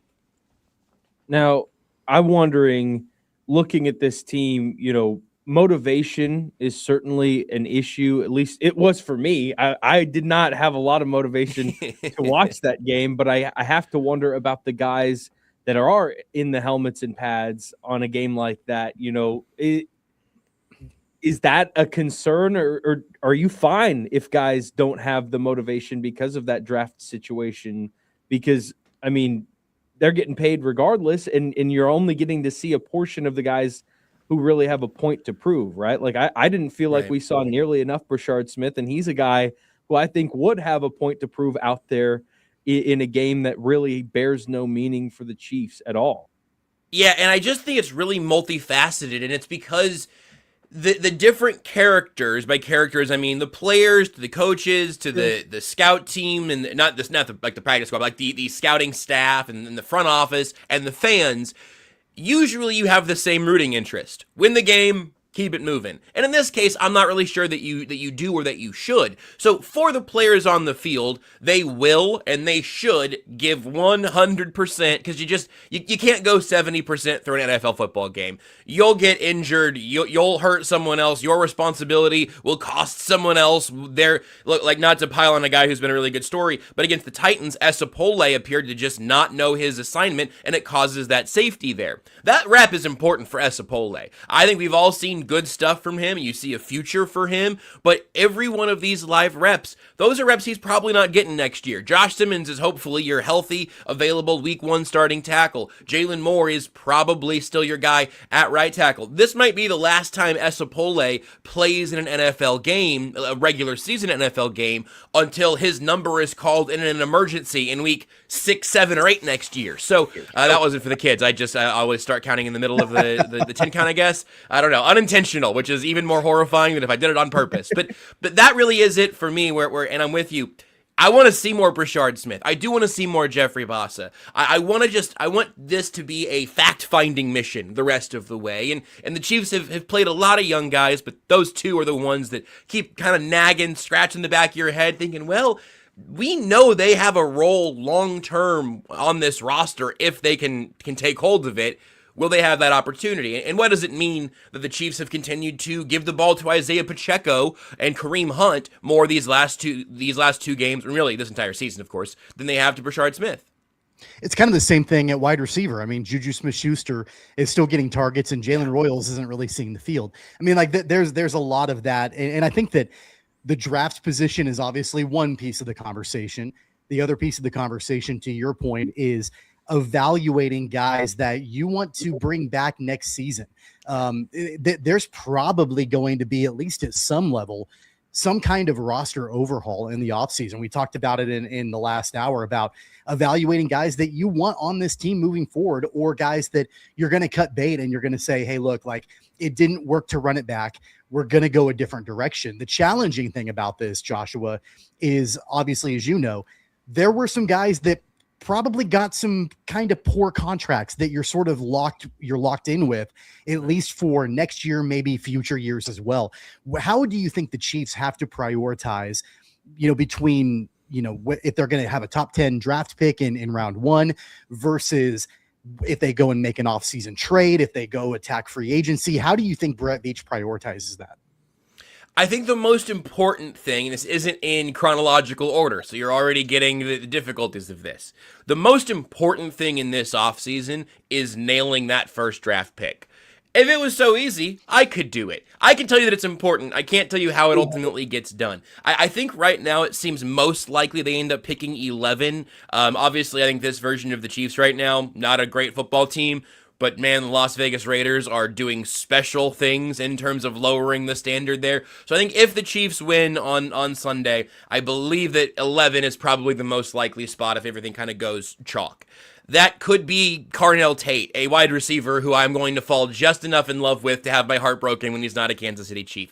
That could be Jeremiah Love, and maybe you say, hey, look, there's a chance to add a real weapon in this offense, and we think he's going to make a bigger impact than your average first-round running back. Cool. Maybe that is the best defender available. And frankly, I'm always of two minds in terms of the running back value and what it does to your offense, what it does and doesn't fix. If you tell me you can go sign Breece Hall for a reasonable offseason contract, the most important thing that matters to me is that you get a legitimate blue chip talent at number 10, number 11 overall, because it's so rare that you end up in a position to be able to do that. They incredibly rarely did it at 32 last year with Josh Simmons, and that was with a huge amount of injury questions that obviously he blazed right through, and then he has the personal matter this year, and who knows where that was in the scouting report or whatever, but ultimately, they got a blue chip talent at 32, and now you can project the Chiefs left tackle for the next decade.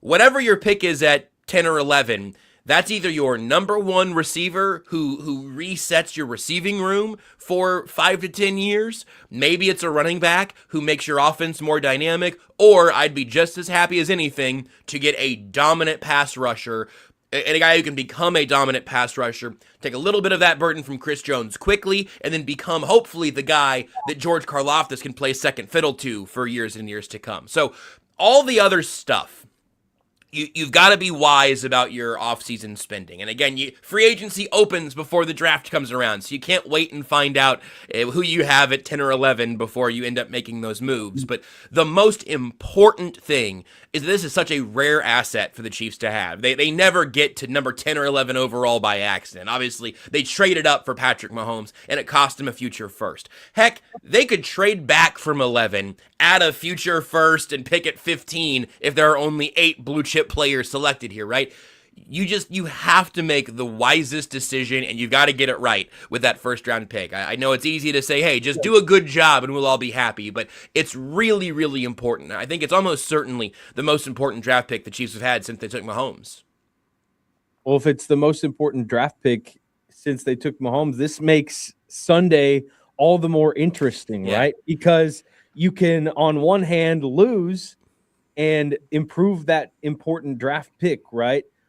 But you have to lose to the Raiders to do it. And I don't know that I could ever push past the fact that it's the Raiders and want to lose a game, but I could see why it would be helpful. But then again, the Raiders are so dang bad that no matter how hard you try, can you really lose to them? So there's all sorts of interesting things that are ugly, but fascinating heading into Sunday. Yeah, and I think that's the consolation prize here for fans. You don't have to stress about it. Either way, don't stress about it too hard. Look, did it stink to lose at Arrowhead to the Broncos on Christmas? Yeah, but I bet you're probably over it by now, right? Like we've gotten through. We got New Year's coming up. Yeah, that game's gonna just sort of disappear into the back of your mind as years go by.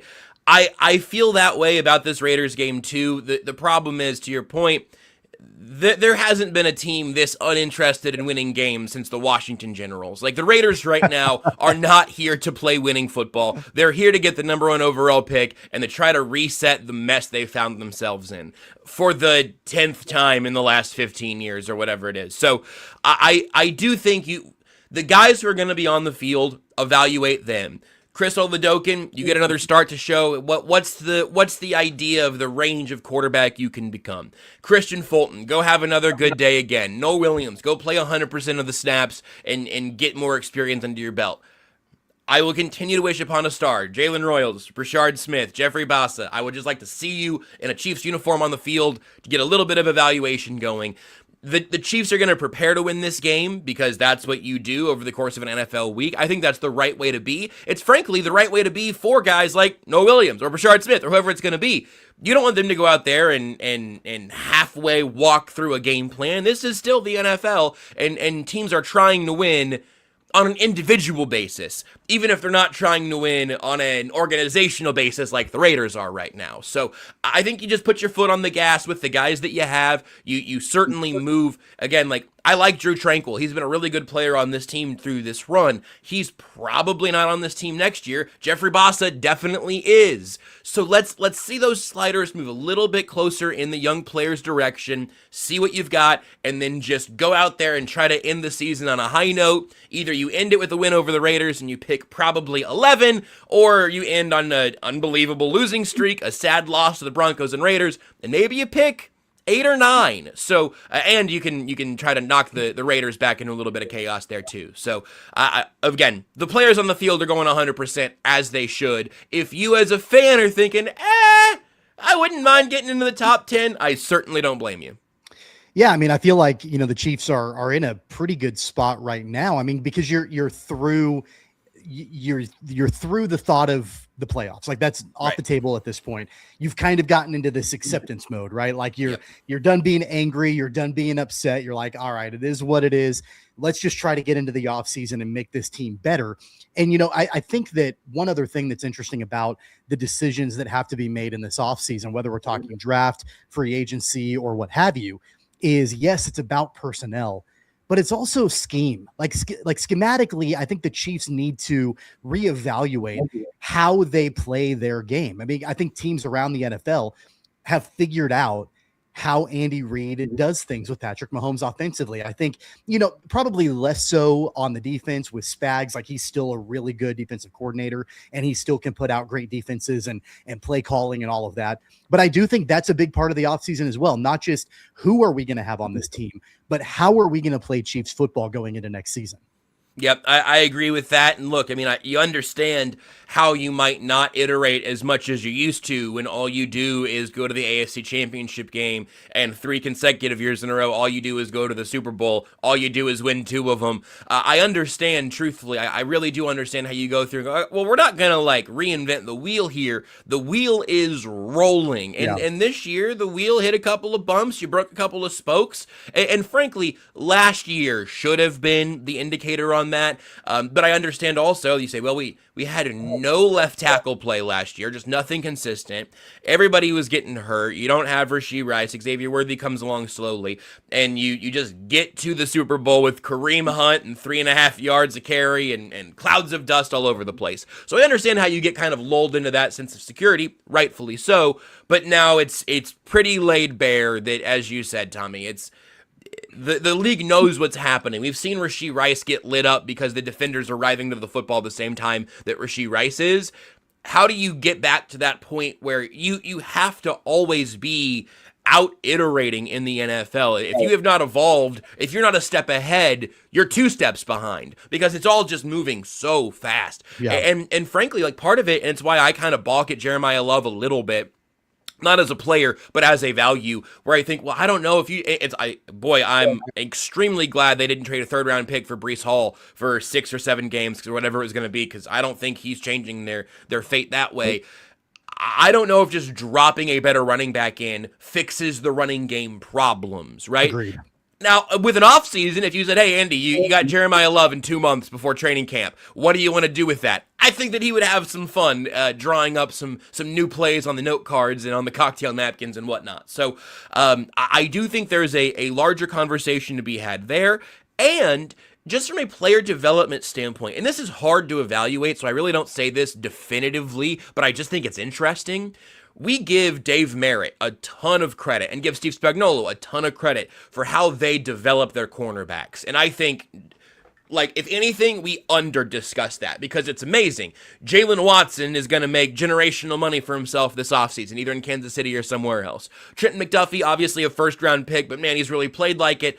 Unfortunate right now that we're talking about him after one of his 2 bad games in his career, and then obviously his season ends. You get worthwhile cornerback play, at least for a while, from Joshua Williams and Najee Johnson, even for a little while. L'Jarius Sneed, an incredible development story. Noah Williams looks like one of those guys. And you go, man, like, and that's not even with the safeties that they've drafted. You go, man, what an unbelievable job they've done developing cornerbacks and finding diamonds in the rough that way. Meanwhile, you look at specifically the way we've talked about running backs and wide receivers, and you go, man, I don't feel like these guys have gotten better in their time here. It feels like, if anything, Rashee Rice has had a little bit of a regression this year, not just because of the knee injury, but because of his route running. He's had drop problems, some route speed problems. I still believe in Xavier Worthy, but I'm not sure he's been used the right way this year, and obviously he's been playing through injury. All of that to say, there are just enough red flags here and there where, like, the veterans you can trust, your Juju Smith-Schusters, and then obviously a tight end, but Travis Kelce, always a huge part of this conversation. It seems like they've had a harder time getting, and especially Brashard Smith as a running back, they've had a hard time finding that consistent growth, that consistent progression from the running backs and wide receivers. And you can keep throwing draft capital at that, and you should, but how do you get the most out of those guys? I hope that's a conversation they have this offseason too. Yeah, there's a lot of discussions to be had, a lot of decisions to be made. One more go around, though, week 18 in Vegas against the Raiders. I can't say I'm looking forward to it, but I mean, it's a Chiefs game. I'm going to be watching it anyway. It is what it is. So we'll have the coverage of all of that over on KNSS on the Chiefs Radio Network. Joshua, we're up against it. We appreciate your time. Thanks for having me, fellas. Let's do it one more time. All right, there goes Joshua Briscoe from the Chiefs Radio Network. More NFL talk coming up for you in our next segment. Don't go away. It's Sports Daily coming right back.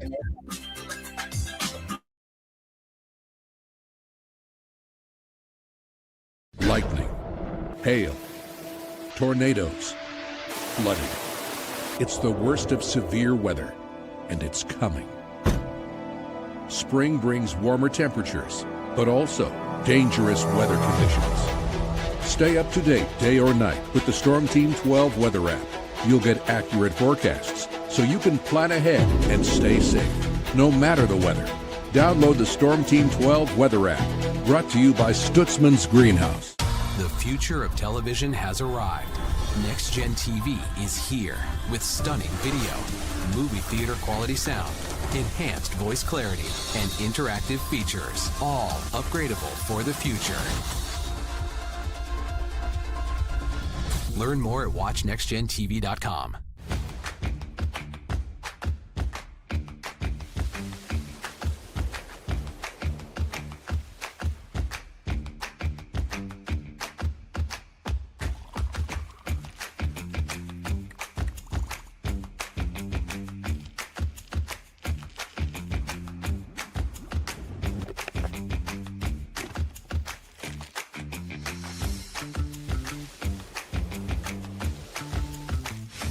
The canvas of our imagination. They tell a story. Clouds affect the events of your day.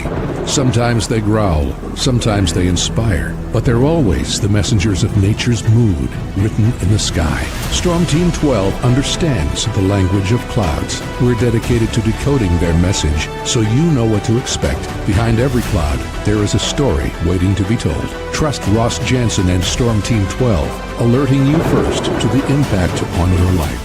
We are following a breaking update. Every day, all day, stream the stories that have you talking near and far. Whoever is behind the wheel of this bus is not stopping. From hundreds of local reporters and meteorologists spanning the country.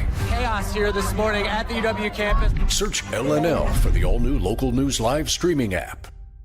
Odyssey is one of the most influential audio and entertainment brands in the nation. You already know Odyssey's iconic local radio brands in Wichita. But did you know Odyssey has the country's best collection of music, news, and sports brands? Odyssey is also a premium podcast creator, major event producer, and digital innovator. Odyssey brings people together across the country and right here in Wichita. Odyssey also delivers meaningful radio and digital audio results. Find out our story and impact at odysseyinc.com/Wichita. Make yourself known now. 83101 in traffic pursuit. Oh my God, here. Investigate TV Plus begins with real people. We investigate stories that impact you. And inspire change every day. Something is broken. Real problems. Why are they hiding it? And real solutions. My daughter was dying in front of me. What was your reaction when he said that? Investigate TV Plus, weekdays at 3:30 p.m. on KWCH. Sometimes people tell us, I don't get it, it's just tea. But let me tell you, we are so much more than just tea. With 20 plus flavors of sweet and unsweet iced tea, the possibilities are endless. Come on in and try them all for free to find your favorite or get us on the go for your busy lifestyle. And don't miss happy hour every day. So the next time someone tells you it's just tea, tell them to come by and find out why we say, drink tea, be happy. Jim Rome here, lighting up your afternoons on The Jim Rome Show. Catch me starting at 2 on Wichita's #1 sports radio, Kansas Fan Headquarters, 97.5 and 1240 KFH.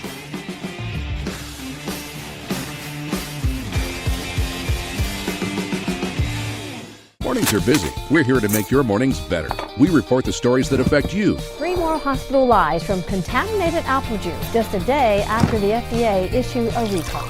We're here to make your mornings better. Closing east and westbound lanes of K96 for repairs. With 12 News, you're prepared for your whole day. Scattered thunderstorms across the state into the afternoon. Stay a step ahead with 12 News this morning on KWCH and KSCW.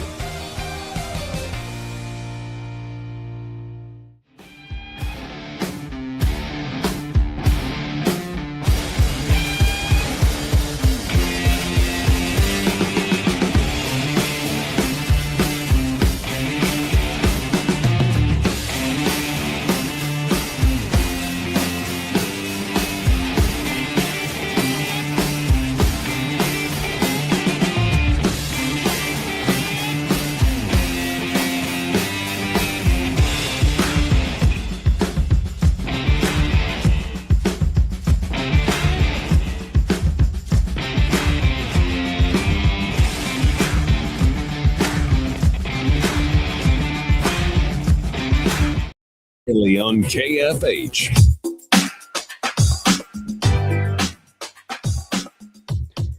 Welcome back, everybody. Our thanks to Joshua Briscoe from the Chiefs Radio Network. If you missed any of that conversation, you can always go back and listen on the free Odyssey app. We have that podcasted for you and ready to go. Also, our thanks to Paul Mills in our last hour talking Shocker basketball. You can listen to that interview as well on the free Odyssey app. What's on tap today brought to you by Wichita Brewing Company, where groups gather for holiday fun while everyone is in town. Make WBC your unofficial high school or college alumni meetup spot. Over 15 different beers, a Christmas cocktail list, and pizzas everyone will love. Make Wichita Brewing Company the place where groups gather for the holiday season. Tommy Castor, Jackson Schneider in for Jacob Albrecht and TJ Cleland, Max Power producing the program today. You know, I thought, Jackson, some pretty good thoughts from Joshua Briscoe as far as the priorities for the Chiefs going into the offseason. You know, I think that really it goes back to what we talked about in our first hour, and Joshua alluded to this. If you've got a top 10 pick, if you're the Kansas City Chiefs going into the NFL draft, even if you pick at number 11, while there probably is a case to be made for somebody like a Jeremiah Love if he falls to you, will that transform the Chiefs offense? And I think the answer is no. I mean, I think he's a great talent, but it's more about the scheme of the Chiefs and what they're doing offensively than it is about the one player that you're adding to the roster. The scheme to do it, but it also, like, your offensive line hasn't been at full strength since I don't really know when. You know, if you brought in, like, he mentioned trading for Breece Hall and how that was a heavy discussion several weeks ago, and I completely agree with him. Had the Chiefs made that decision to deal some picks to bring in Breece Hall, how bad would that have aged? Because I really don't think Breece Hall would have made a difference, because the idea of Breece Hall makes a difference. He's an outstanding running back, and shout out to a Wichita native, you know, but would he really be able to create much in that run game because of the offensive line injuries and the depth issues there right now? And then you mentioned the scheme, like, the Chiefs don't have a traditional running game scheme right now as it is. So it'd be extremely challenging to get him, you know, touches in a way that he is used to and productive in doing. So I'm really glad the Chiefs didn't end up doing that. Now, I would love having Breece Hall on the team in the future if that's a possibility, but you got a lot of other things you got to work out in the time being. And we didn't have time to ask Josh this in the last segment, but we talk about making decisions on who's going to be playing for the Chiefs. I think there's some discussions that need to take place. Who's going to be coaching with the Chiefs? I mean, Matt Nagy is rumored to be one of the favorites to land the Tennessee Titans head coaching job. But beyond that, like Dave Tobe, the special teams coordinator, there needs to be some conversations there because, I mean, I swear, just about every single kick return the Chiefs had this season, there was a penalty flag. They weren't very good in the return game, with the exception, I guess, of the Rashard Smith kick return on Christmas just a couple of days ago. But, like, special teams was a disaster. Harrison Butker took noticeable steps back. Like, there seemed to be a lot of coaching decisions that might need to be made for Andy Reid and company to help this team move forward into the future as well. And that also boils down to, like, the scheme, because if you make some changes in the coaching staff, you're going to make some changes in the scheme, because not everybody does it the same way. And I think a fresh start in some areas would do the Chiefs a lot of favors. Yeah, but let's be real. I mean, Andy Reid is making the final decision on plays that are being called and things like that. So you might change some of the supporting cast as far as the coaching staff is concerned. But at the end of the day, it's Andy Reid's offense. Like, he's going to call the plays and all of that. Now, I don't disagree. Like, I think Matt Nagy, regardless if he gets a head coaching job, like maybe in Tennessee or not, I don't think he should be part of the coaching staff next season, primarily because I think you almost need a sacrificial lamb a little bit, even though we all know Matt Nagy's not the guy who's making the final decision on things. I agree with you about Dave Tobe. At one point, he was one of the best, if not the best, special teams coordinators in the NFL. He hasn't been this year.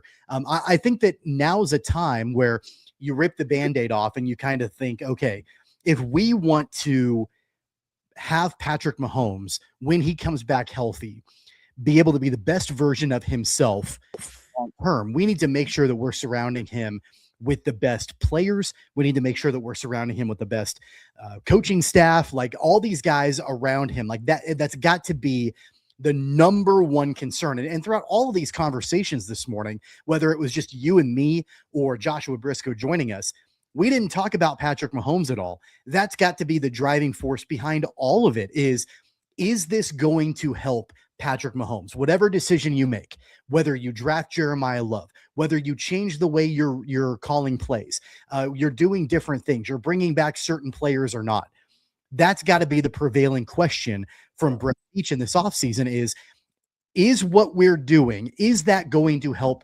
number 15 have the best kind of success that he can possibly have? Now, I will say, my staffing changes thoughts. Like, you're absolutely right. Andy Reid's making the final call, and he's the one that's going to be in charge of scheme and different things like that. But I just want some different voices in the room. Yeah. Like, because if there's someone at the end of a table in a meeting that says, hey, why don't we try this?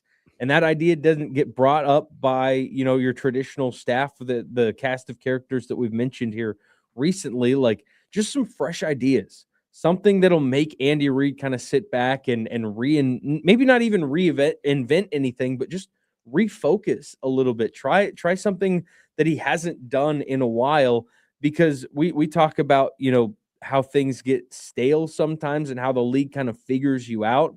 It's time to start swerving another direction, because for so long, the rest of the league was playing catch up and doing everything in their facilities to catch up and meet the Chiefs and become better than them. Now the Chiefs have been surpassed, it feels like, and you got to go and find a different way to be successful. And I don't think you're going to get that with the same group doing the same things again. Like, you have to get some new ideas in there. Even if Andy Reid ultimately is still making the calls, like just giving him another perspective to consider and maybe doing some things slightly differently. I'm not asking for meteoric changes.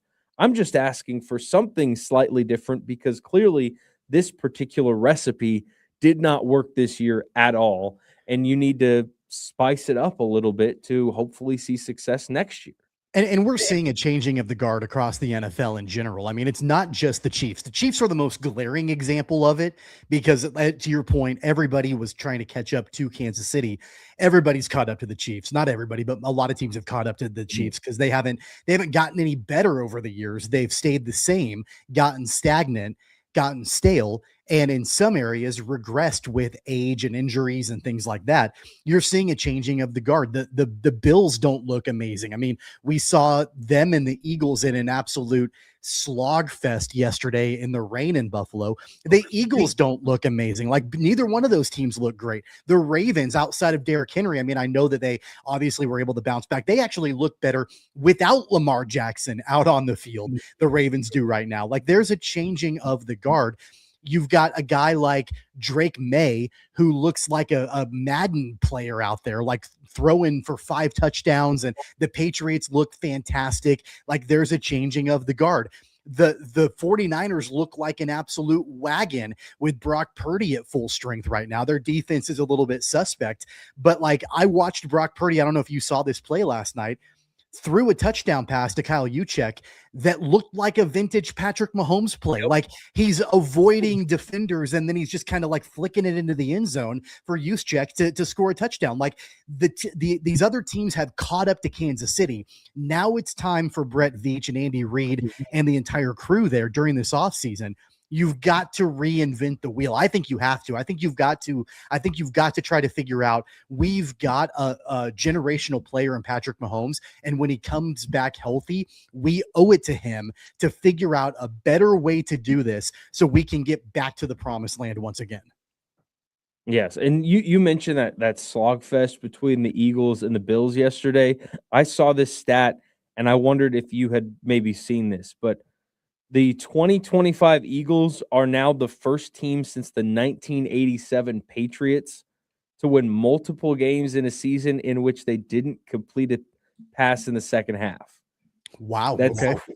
Jalen Hurts was 0-7 passing in the second half, which first of all shows you how bad the weather was. They weren't throwing the ball hardly at all. Plus they have Saquon Barkley, but to be 0-7 passing in or worse multiple times and still win, it's just we're in this weird upside down of football these days because defenses have started to defend the pass so much better over the last several years because that's all offenses have started to do. And now you're starting that pendulum back the other way where running the ball comes to be so important. We just talked about the Chiefs especially needing to find some success in the running game. It looks like there's a lot of other teams kind of looking in that same direction too. So who knows what that'll do to the running back market this offseason. Well, and I mentioned the 49ers, and I was way impressed with them offensively, and I have been for the past couple of weeks with Brock Purdy, pretty much playing like the best quarterback in the league now that he's back and fully healthy. That NFC West is going to be insane between the Niners, the Seahawks, the Rams play tonight against the Falcons. Like it's going to be incredible going into the final week of the regular season and seeing how all of that shapes out and pans out over the next week or so. I feel like, when going back to the Niners, like Purdy didn't have George Kittle last night and he didn't have Trent Williams on the line. And he was able to put up, what they score, 42 points in that game. And he kept it on the ground. And of course, McCaffrey is a workhorse and, does McCaffrey type things. Like they're going to be a team to be reckoned with for sure. And there are other teams in both conferences that you look at and you're like, man, this is what it's weird to be talking about what the Chiefs should aspire to be because they've been the team that everybody has been looking up to for so long. But I watch what Brock Purdy did last night with the Niners and I'm like, man, that's the way that I remember Chiefs football looking like offensively for the longest time. They've got to figure out a way to get back to that. Yeah. And if nothing else, get back to the football that was fun. Yeah. Like early in Patrick Mahomes' career, the Chiefs weren't the best team, but they were certainly the most entertaining. Like you would have a blast watching them, even if they lost, giving up 50 points to the Rams on Monday Night Football. Like that was awesome. And over the last year plus of the Chiefs, like, they've won a lot up until the last few weeks, but it wasn't really that fun to watch more often than not. So I'd certainly, if nothing else, like to get back to at least enjoying my viewing experience of Chiefs football. I mentioned Monday Night Football, the Rams and the Falcons in action tonight. You'll be able to catch all of the game right here on KFH. What's on Tap is brought to you by Wichita Brewing Company, where groups gather for holiday fun, beers with the boys, girls' night out, or a glass of wine with a longtime friend. WBC is the place where groups gather for the holidays. East, West, and historic Delano. Wichita Brewing Company, pizza and beer made here. More Sports Daily coming up for you just around the corner. Don't go away.